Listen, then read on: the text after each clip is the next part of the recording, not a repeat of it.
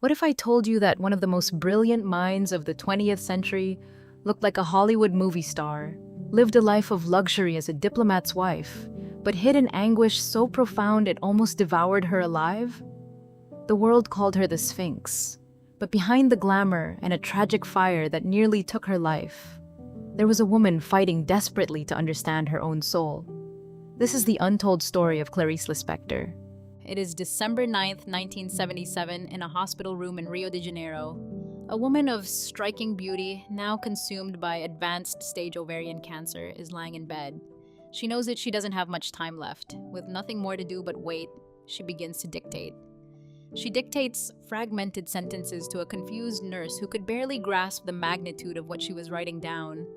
Sentences about God, about what it means to exist when you are no longer sure of absolutely anything. One day before turning 57, she took her final breath, and she left behind a body of work that literary critics to this day don't quite know how to classify. It wasn't exactly fiction, it wasn't a short story, it wasn't philosophy, it was all of that at once. It was pure soul poured onto paper. If you look up her name today, you will find a woman whose work redefined literature. She gave us absolute masterpieces dissecting the female mind in celebrated books like Near to the Wild Heart, The Passion According to G.H., and The Hour of the Star. She is also the mind behind reflections that echo deeply in anyone who has ever felt out of place in the world, such as the iconic quote, "Freedom is not enough. What I desire does not yet have a name." And that piece of advice that feels like a warm embrace for our anxiety. Don't worry about understanding, living surpasses any understanding. But to understand who the woman behind this genius truly was and why her pain speaks so intimately to our own, we have to go back in time. December 10th, 1920, a small village in Ukraine. To a Jewish family, a girl named Chaya is born. In Hebrew, Chaya means life.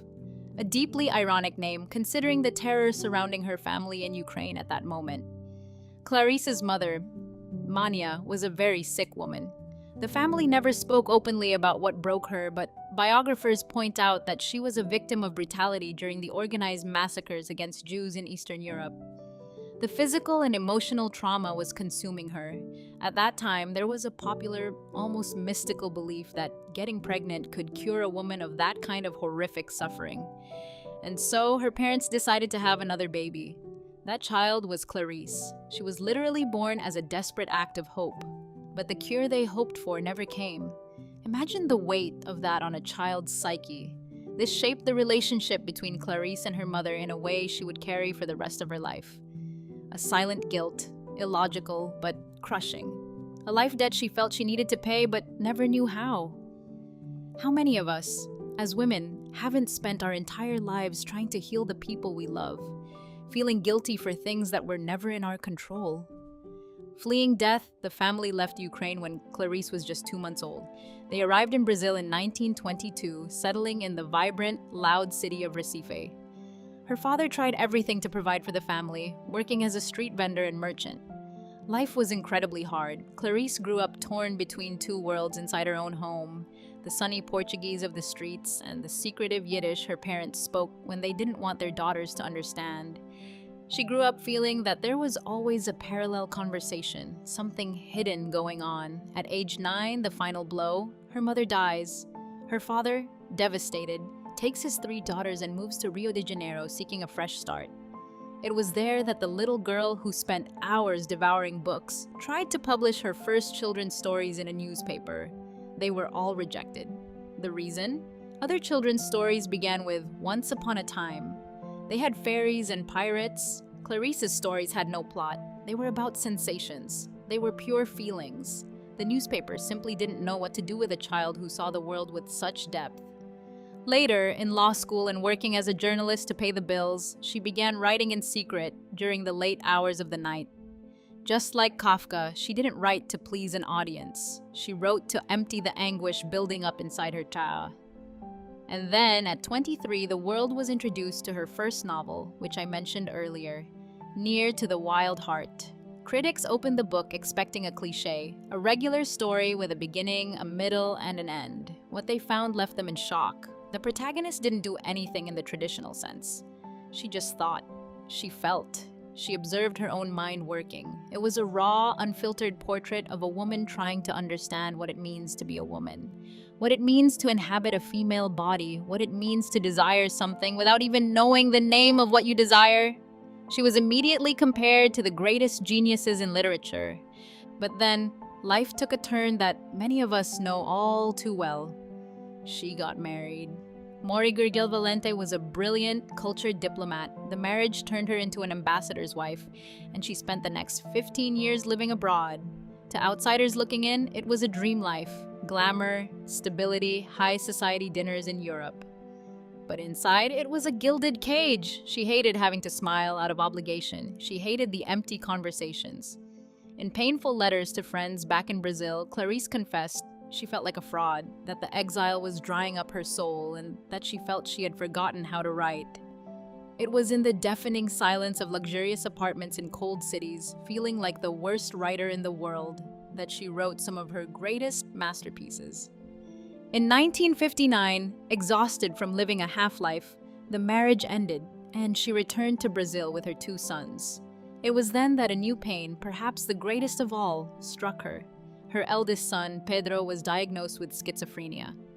Clarice spent the rest of her life managing his care, paying for treatments, trying desperately to reach her son's mind and carrying that specific, profound, and silent guilt that only mothers know, the cruel doubt of not knowing if she had done enough.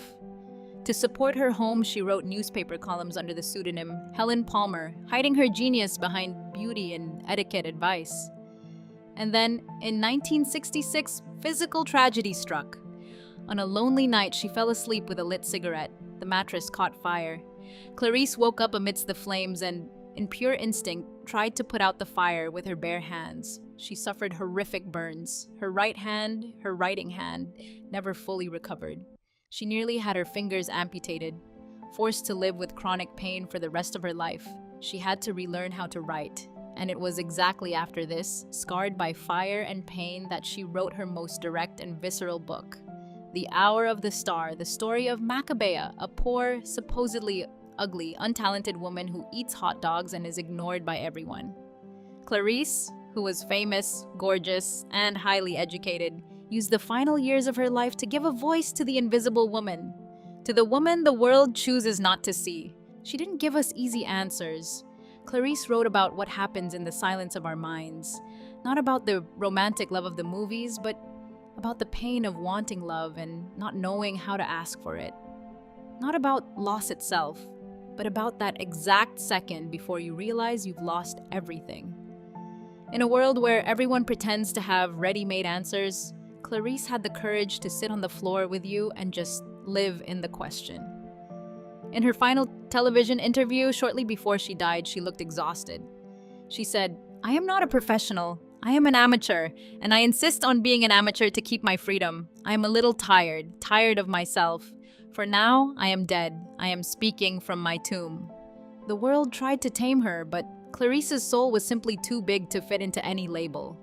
Have you ever felt forced to smile in a room full of people, while inside you were desperately trying to figure yourself out? Tell me in the comments if you want to discover more stories of fascinating women who defied the world and survived their own storms. Don't forget to subscribe to the channel. Until the next page of our history.